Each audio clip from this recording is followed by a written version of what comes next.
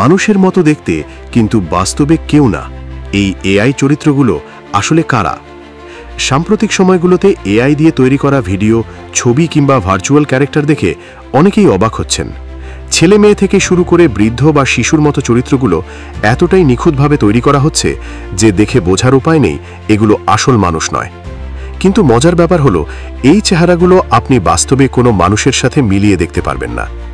তাহলে প্রশ্ন আসে, এই মুখগুলো আসে কোথা থেকে? এদের অস্তিত্বই বা কোথায়? একজন মুসলিম হিসাবে আমরা জানি সৃষ্টি একমাত্র আল্লাহর কাজ।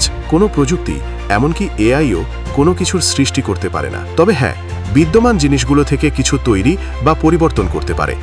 এটাকেই বলা হয় মডিফিকেশন।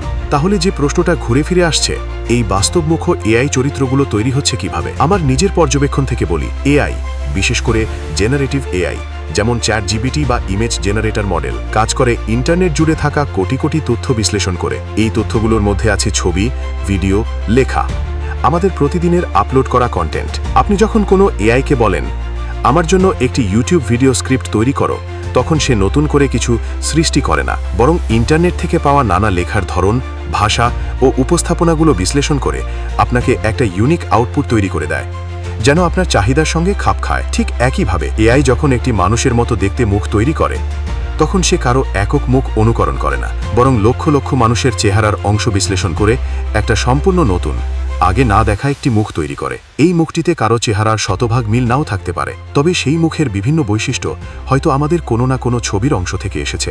ভাবুন তো, যদি পুরো ইন্টারনেট থেকে মানুষের সব ছবি মুছে ফেলা হতো, তাহলে কি এআই পারত এরকম মুখ বানাতে?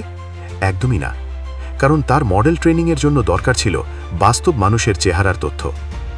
সোজা কথায়, এই এআই চরিত্রগুলো আসলে আমাদেরই প্রতিচ্ছবি, আমাদের দেয়া তথ্য, ছবি ও কন্টেন্টের ভিত্তিতেই তৈরি।